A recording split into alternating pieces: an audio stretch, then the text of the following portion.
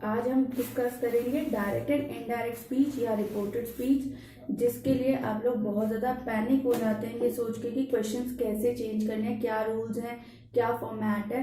वो सब हम इस वीडियो में आज डिस्कस करने की कोशिश करेंगे। सेकेंडली, मैं आपके साथ ये भी डिस्कस करूंगी जो क्लास 10th में क्वेश्चंस आ रहे हैं जिसमें कॉन्वर्सेशन दे दी जाती है और उस कॉन्वर्सेशन को पैराग्राफ में कैसे फिल किया जाता है, क्योंकि वो सब डायरेक्ट एंड इनडायरेक्ट स्पीच या रिपोर्टेड स्पीच जिसको आप बोलते हो उसी से रिलेटेड होता है। तो चलिए पहले स्टार्ट कर लेते हैं और ये समझ लेते हैं कि डायरेक्ट एंड इनडायरेक्ट स्पीच है क्या और कैसे लिखी जाती है।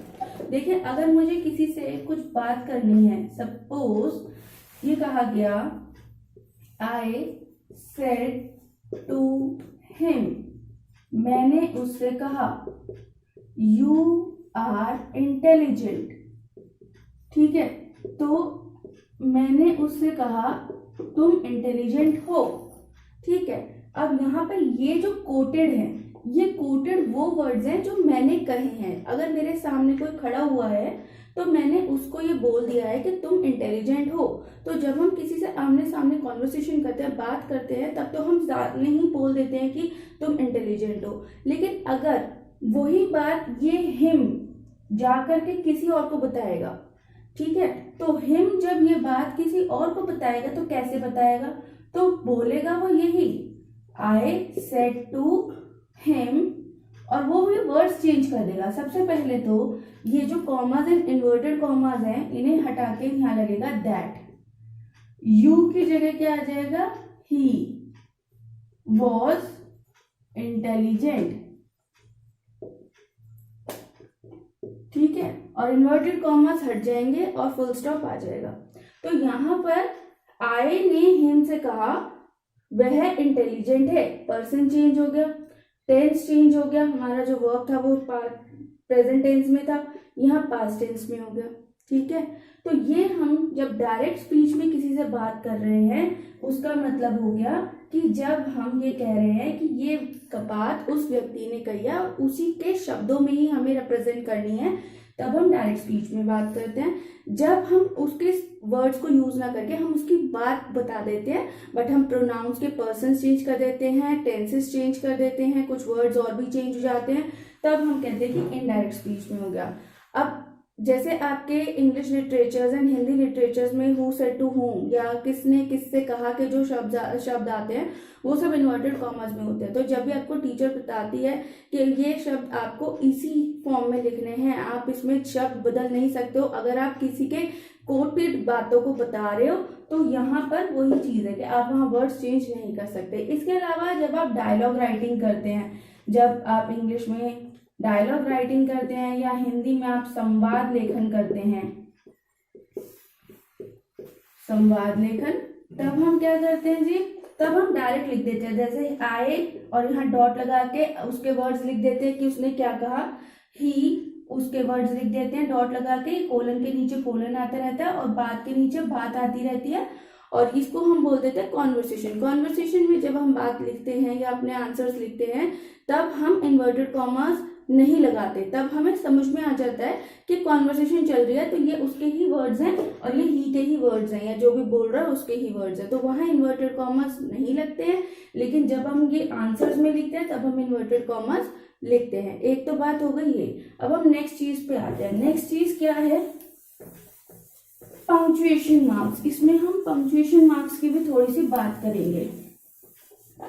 देखिए क्या होता है कि जब हम डायरेक्ट स्पीच में काम करते हैं तब हम जब लिखते हैं, जैसे आई सेड टू हिम, यहाँ आ जाएगा कॉमा एंड इन्वर्टेड कॉमा ही, ये फर्स्ट लेटर कैपिटल होता है। तो इन्वर्टेड कॉमास के अंदर जो आएगा पहला अल्फाबेट वो कैपिटल होगा, चाहे वो नाम हो या ना हो, एंड जो भी आप बता रहे हो वो पूरी बात लग के full stop and then inverted commas close होते हैं। चाहे आप यहाँ फुल स्टॉप लगा रहे हो या आपका इंटेरोगेटिव सेंटेंस है तो क्वेश्चन मार्क लगा रहे हो, एक्सक्लेमेटरी है तो एक्सक्लेमेशन मार्क लगा रहे हो, तो इन्वर्टेड कॉमास जो क्लोज होंगे वो लास्ट में होंगे आफ्टर योर क्वेश्चन मार्क और फुल स्टॉप और एक्सक्लेमेटरी मार्क्स, यानी पंक्चुएशन मार्क्स के बाद।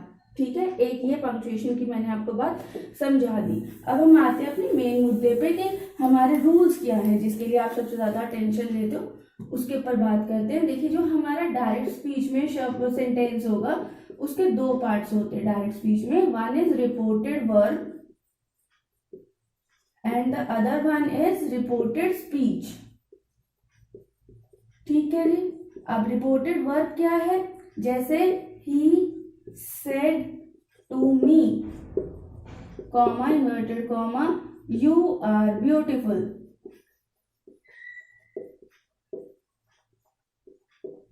inverted commas close। ठीक है, तो ये तो डायरेक्ट स्पीच में हो गया। इसमें यहां से यहां तक जो बात है, कॉमा तक जो बात है, ये बात है रिपोर्टेड वर्ब के अंडर। और जो बात की जा रही है, जो सेंटेंस या शब्द बोले जा रहे हैं किसी को, जो इसकी स्पीच है, जो इसकी बात है, वो हो जाती है रिपोर्टेड स्पीच।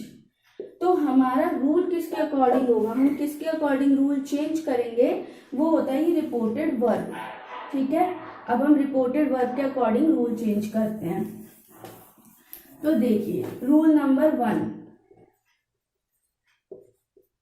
रूल नंबर 1 ये है कि अगर हमारी रिपोर्टेड वर्ब है प्रेजेंट टेंस में या फिर फ्यूचर टेंस में, तब हमारी रिपोर्टेड स्पीच जो होती है ये रहती है रिमेन्स अनचेंज्ड, इसमें कोई चेंज नहीं होता। ठीक है, जैसे एग्जाम्पल ले लेते हैं, he says you are beautiful. तो यहां आएगा he says, comma inverted comma हट जाएंगे, इसकी जगह दैट आ जाएगा। Person according to the sentence change होगा, वो हम अभी आगे डिस्कस करेंगे नेक्स्ट रूल्स में।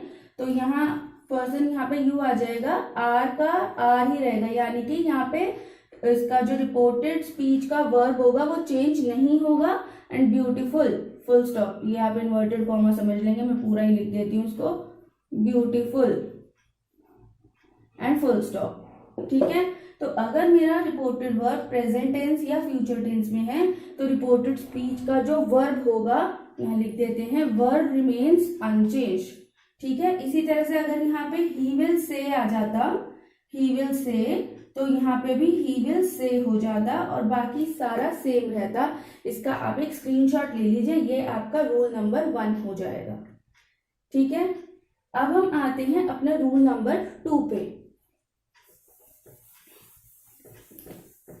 रूल नंबर 2 कहता है कि अगर मेरा रिपोर्टेड वर्ब पास्ट टेंस में है तब क्या होगा। तो अगर मेरा रिपोर्टेड वर्ब पास्ट टेंस में है तब मेरे रिपोर्टेड स्पीच का जो वर्ब होगा वो चेंज होगा, लेकिन उसमें भी एक कंडीशन है। तो इसमें एक एस्टेरिस्क बना लेते हैं। कंडीशन क्या है कि अगर ये पास्ट टेंस में है तो हम ये चेक करेंगे कि रिपोर्टेड स्पीच क्या एक हैबिचुअल फैक्ट है या फिर कोई यूनिवर्सल ट्रुथ है। अगर इन दोनों में से कुछ होगा तो वो चेंज नहीं होगा, then verb remains, verb of the reported speech remains unchanged, तभी ये अनचेंज्ड रहता है। ठीक है, इसका एक एग्जाम्पल ले लेते हैं। जैसे डायरेक्ट स्पीच में हमने लिखा टीचर सेड। अब देखिए, सेड था तो अकॉर्डिंगली चेंज हो जाना चाहिए था वर्ब, लेकिन यहाँ पे हमने लिख दिया teacher said the sun rises in the east. तो ये एक यूनिवर्सल ट्रुथ है कि सन जो है वो ईस्ट डायरेक्शन में राइज करता है।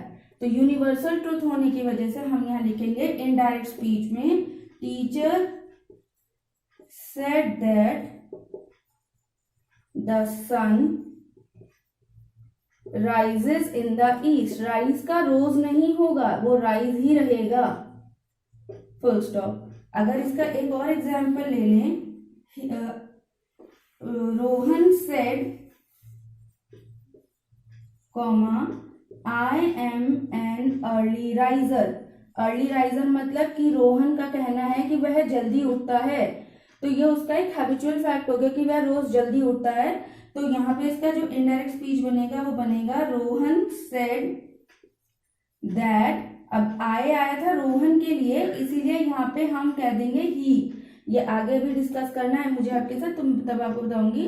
और एम, देखिए एम तभी लगता है जब आई होता है। अगर पर्सन चेंज हो जाता है, ही, शी, इज, आर हो जाता है, तब हम इसमें चेंज करते हैं। तो यहाँ इज आएगा, he is an early riser. Main कहने की बात यह है कि जो हमारा रिपोर्टेड स्पीच का वर्ब था वो सिंपल प्रेजेंट टेंस में था, तो वो सिंपल प्रेजेंट टेंस में ही रहा, उसको वो हमने टेंस उसका चेंज नहीं किया। तो यहाँ पर अगर हमारा रिपोर्टेड वर्ब पास्ट टेंस में भी है तो रिपोर्टेड स्पीच आपको चेक करना पड़ेगा, वो हैबिचुअल फैक्ट या यूनिवर्सल ट्रुथ में से अगर कुछ है तो उसका वर्ब चेंज नहीं होगा। ठीक है, यहाँ तक ये 2 रूल्स आपको समझ में आ गए हों, तो हम आगे बढ़ जाएंगे अब, और इनका भी आप स्क्रीनशॉट ले लीजिएगा, आपको हेल्प मिलेगी। हमारा रूल नंबर 3। अब यहाँ मैंने कॉलम बना दिया है जिससे आप लोगों को याद करने में इजी हो जाएगा।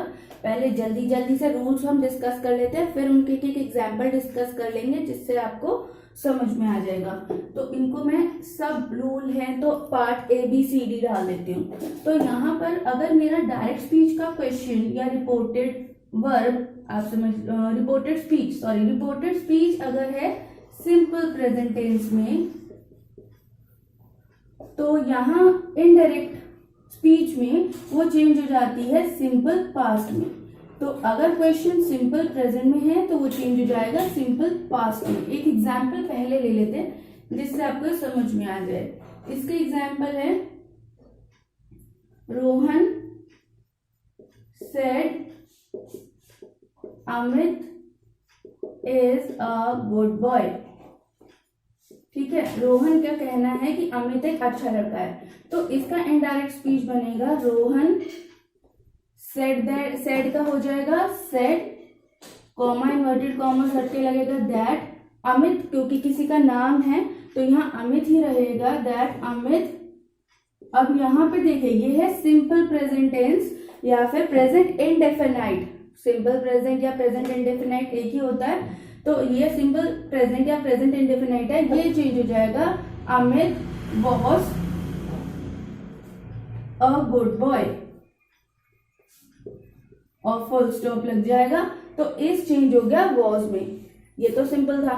अगर यहाँ पे कुछ प्लूरल होता, आर होता तो आर चेंज हो जाता वर्ब में, एम होता तो वॉज में, इज आर एम, वो आपको मालूम होना चाहिए कि अगर इज है तो चेंज हो जाता है सिंपल पास्ट में वॉज में, आर होता है तो वर्ब में, यहाँ इसके अलावा अगर एम होगा तो वो भी वॉज में, ये चेंज हो जाता है। एक और चीज आती है जिसमें बच्चे परेशान होते हैं, वो होता है डू में, कि डू किस में चेंज हो जाता है, डू या डस किस में चेंज हो जाता है। देखिए ये डू कब लगता है, जब हमारा सेंटेंस प्रेजेंट टेंस में होगा पर हमारा सब्जेक्ट सिंगुलर होता है। ठीक है, जैसे आई डू माई वर्क, इसका भी एक एग्जाम्पल ले लेते हैं, he said comma I do my work full stop.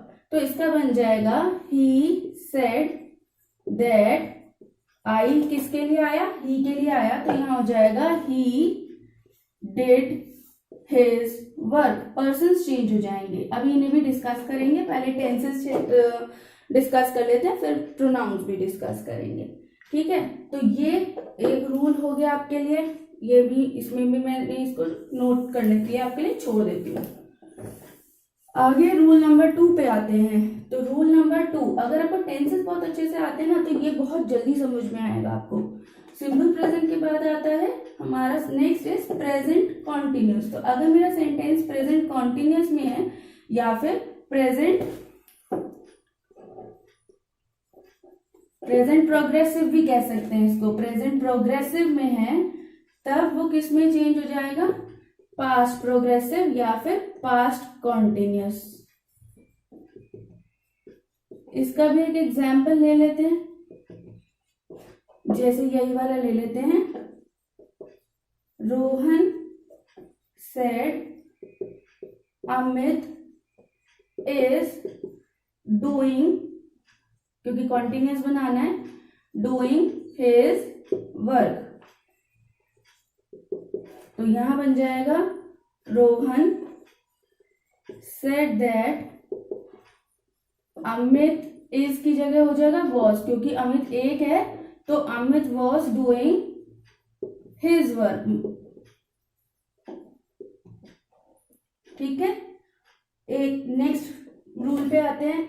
Next rule is कि अगर मेरा सेंटेंस प्रेजेंट परफेक्ट में है तो ये चेंज हो जाएगा पास्ट परफेक्ट में, और इसके अलावा अगर मेरा सेंटेंस प्रेजेंट परफेक्ट कॉन्टिन्यूस में है तो वो चेंज हो जाएगा पास्ट परफेक्ट कॉन्टिन्यूस में।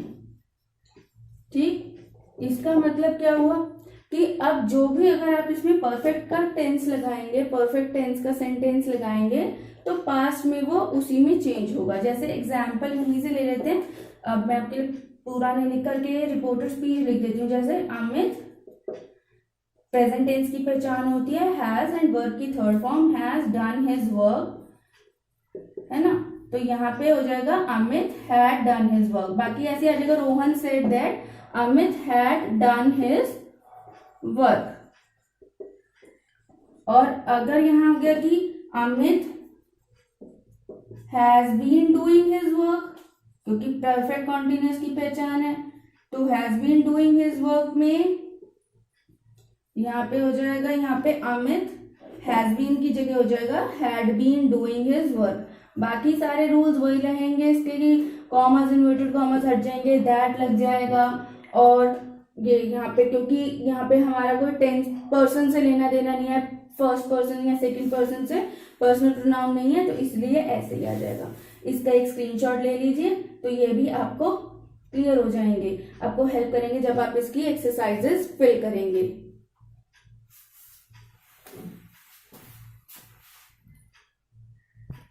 नेक्स्ट नंबर आता है ई रूल। तो ई क्या है, देखिए आपने ये पढ़ लिया कि जितने भी रिपोर्टेड स्पीचेस प्रेजेंट में होंगे, चाहे सिंपल प्रेजेंट हो तो वो सिंपल पास्ट में चेंज हो रहा है, प्रेजेंट कंटिन्यूस हो तो पास्ट कॉन्टिन्यूस में चेंज हो रहा है, प्रेजेंट परफेक्ट है पास्ट परफेक्ट बन गया, प्रेजेंट परफेक्ट कॉन्टिन्यूस था पास्ट परफेक्ट कॉन्टिन्यूस बन गया। तो प्रेजेंट वाला जो भी केस होगा वो पास्ट के उसी दूसरे फॉर्म में चेंज हो जाएगा। लेकिन अगर मेरा क्वेश्चन ही सिंपल पास्ट में हो गया तब जब मेरा सिंपल पास्ट में इनडायरेक्ट स्पीच में दिया हुआ है तो इनडायरेक्ट स्पीच में उसका आंसर चेंज हो जाएगा पास्ट परफेक्ट में। ठीक है, इसका एक एग्जाम्पल लेते हैं पहले, जैसे वही वाला ले लेते हैं, Rohan said Amit did his work. देखिए सिंपल प्रेजेंट हो गया ना कि Amit did his work, did यानी फर्स्ट फॉर्म और सेकेंड फॉर्म ऑफ वर्क, तो ये आपका सिंपल पास्ट में होगा। अब इसका क्या बनेगा, Rohan said that Amit had done his work। ठीक, तो did का कन्वर्ट हो गया had, simple past perfect. Next number is simple past के बाद पास्ट कॉन्टिन्यूस या फिर पास्ट प्रोग्रेसिव, ये चेंज हो जाता है पास्ट परफेक्ट कॉन्टिन्यूस में। ठीक, इसका एग्जाम्पल ले लेते हैं, Rohan said Amit was doing his work. तो इसका आंसर क्या बनेगा, रोहन सेड दैट अमित, अब देखिए वॉज डूइंग था पास्ट कॉन्टिन्यूस, ये चेंज हो जाएगा पास्ट परफेक्ट कॉन्टिन्यूस यानी हैड बीन, और वर्क की फर्स्ट फॉर्म लग जाएगी डूइंग, क्योंकि कॉन्टिन्यूस की पहचान होती है आईएनजी। परफेक्ट और कॉन्टिन्यूस जब एक साथ आते हैं तो बीन लगता है, क्योंकि पास्ट परफेक्ट है इसलिए हैड लगेगा, had been doing his work, full stop. तो उसके बाद आपका नेक्स्ट आता है, देखिए अगर आप टेंसेस रिवाइज करें तो टेंसेस में आपके जो टेंसेस होते हैं तो उसमें आपका सिंपल पास्ट आता है, सिंपल पास्ट के बाद पास्ट कॉन्टिन्यूस, फिर past perfect and past perfect continuous, past perfect and past perfect continuous. But already अगर आपके पास कोई चीज थी, चाहे वो सिंपल प्रेजेंट में थी या पास्ट में थी, जब वो पहले से ही पास्ट परफेक्ट में और पास्ट परफेक्ट कॉन्टिन्यूस में जा रही है तो इन दोनों के तो कोई चेंज होने का मतलब ही नहीं है, वो इसी में ही रहेंगे।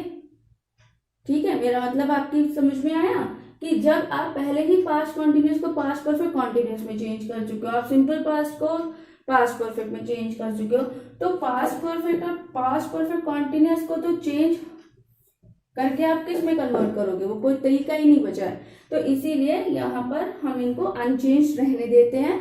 हाँ, बाकी सारे रूल्स लगते हैं कि कॉमास, इन्वर्टेड कॉमास एलिमिनेट हो जाएंगे, पर्सन्स अगर हैं तो वो चेंज हो जाएंगे, पर्सनल प्रोनाउंस चेंज हो जाएंगे, कुछ छोटे छोटे वर्ड्स और होते हैं वो चेंज हो जाएंगे। जैसे अगर यह होता Rohan said Amit had done his work,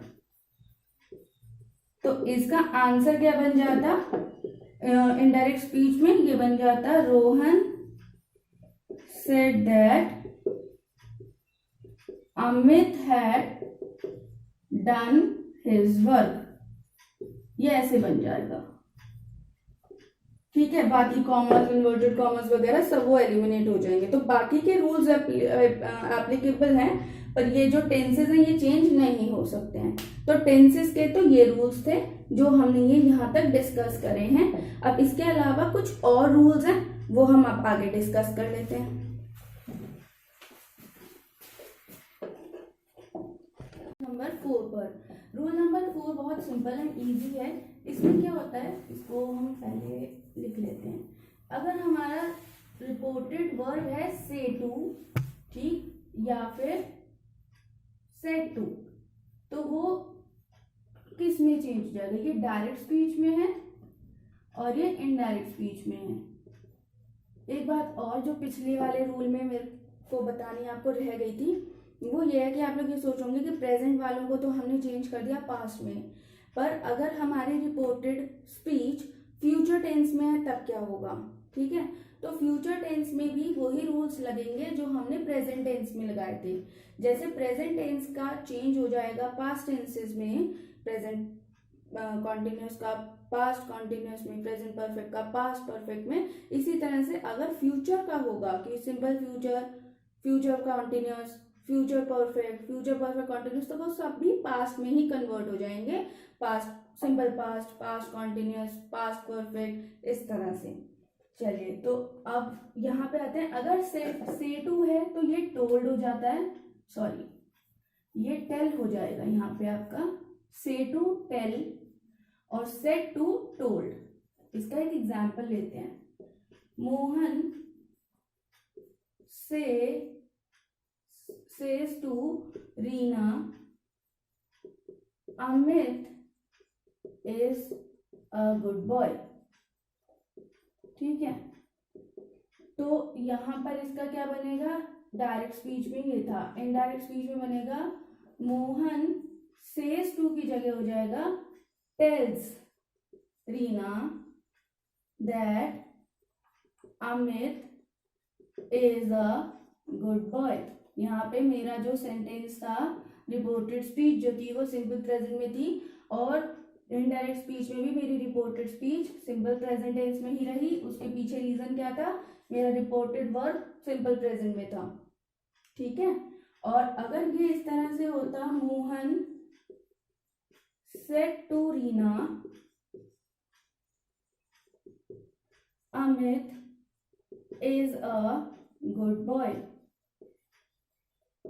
तो इसका बनेगा इनडायरेक्ट स्पीच में मोहन सेड टू की जगह हम लिख देंगे टोल्ड रीना दैट अमित। अब देखिए, क्योंकि ये सेड टू है यानी कि रिपोर्टेड वर्ब पास्ट टेंस में है, तो यहाँ भी वर्ब चेंज होगी। तो यहाँ पे इसका क्या हो जाएगा, वॉज, सिंपल प्रेजेंट था, ये चेंज हो जाएगा सिंपल पास्ट में, was a good boy, full stop. ठीक है, तो से या सेज टू या विल से का हो जाएगा विल टेल, या से है तो टेल, सेड टू टोल्ड हो जाएगा। ये छोटे छोटे वर्ड्स आपको सारे ध्यान में रखने पड़ेंगे कि कौन सा वर्ड कैसे चेंज हो रहा है, तभी आप अपने आंसर्स को सही तरह से कर पाएंगे। स्पेशली मैंने अभी स्टार्टिंग में जब मेंशन किया था कि पैराग्राफ्स में कन्वर्ट करने के लिए दे देते हैं तो वहां पर वो ब्लैंक्स छोड़ देते हैं, तो पूरा पैराग्राफ नहीं लिखने देते, पूरा पैराग्राफ में वो लिख के देंगे बात, बट बीच बीच में जो ब्लैंक छोड़ेंगे तो यही चेक करते हैं कि क्या बच्चा हर एक वर्ड को चेंज करने का नॉलेज रखता है या नहीं रखता है। ठीक है, चलिए नेक्स्ट रूल पे आ जाते हैं। नेक्स्ट इज रूल नंबर 5, जिसमें हम कुछ एडवर्ब्स चेंज करते हैं। तो चेंजिंग एडवर्ब्स,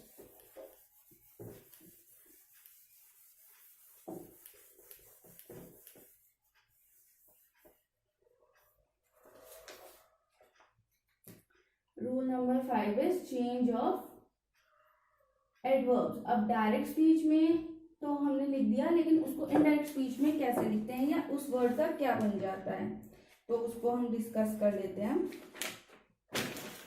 देखिए बहुत सारे इसके वर्ड्स हैं। तो फर्स्ट वन इज दिस या दीज। अगर दिस होगा तो उसका चेंज हो जाएगा इनडायरेक्ट फॉर्म में दैट, और दीज होगा तो उसका कन्वर्ट हो जाएगा those. Second one is here, here change हो जाता है देयर में। ठीक है, हेयर देयर। नेक्स्ट इज दस, दस चेंज हो जाता है सो।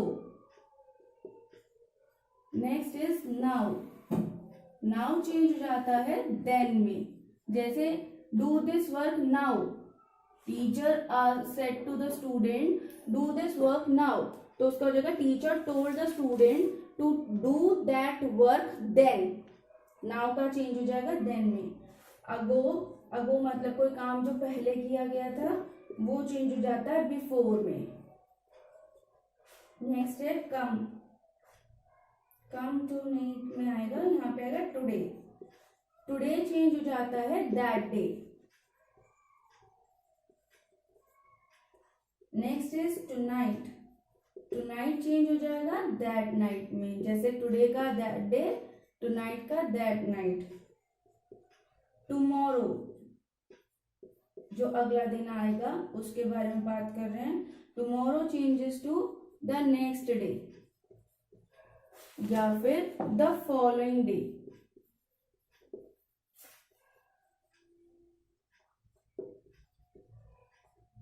नेक्स्ट आता है आपका येस्टरडे, जो दिन बीत चुका, इसका बन जाएगा the last day, the previous day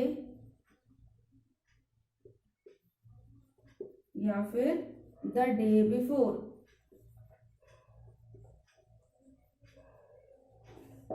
इसके बाद नेक्स्ट है लास्ट नाइट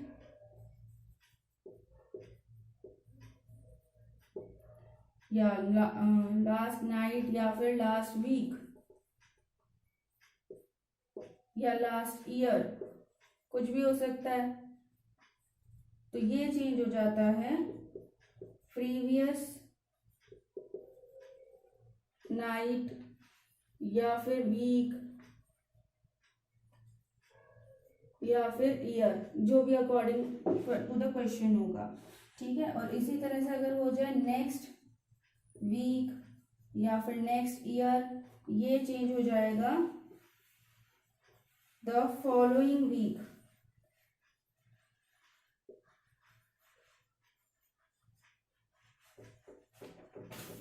फॉलोइंग वीक या फिर ईयर में। ठीक है, इस तरह से आपके ये एडवर्ब्स चेंज हो जाएंगे। इनका भी एक स्क्रीनशॉट ले लीजिए, क्योंकि याद रखना थोड़ा मुश्किल होता है, पर जैसे जैसे आप इनको यूज करते जाओगे अपने सेंटेंसेस में तो फिर उतने ज़्यादा आपको माइंड में रहेंगे। नेक्स्ट हम आते हैं पर्सन्स चेंज करने के लिए। ठीक है, पर्सन्स चेंज करने के लिए बहुत सारे रूल्स हैं, और वो रूल्स जो हैं वो हम डिस्कस करेंगे अब नेक्स्ट वीडियो में, क्योंकि ये वीडियो फिर बहुत लंबी हो जाएगी। तो ये काम अब हम नेक्स्ट वीडियो में करेंगे। तब तक के लिए आप इतने रूल्स को याद कर लीजिए। नेक्स्ट वीडियो बहुत जल्दी आएगी। Thank you.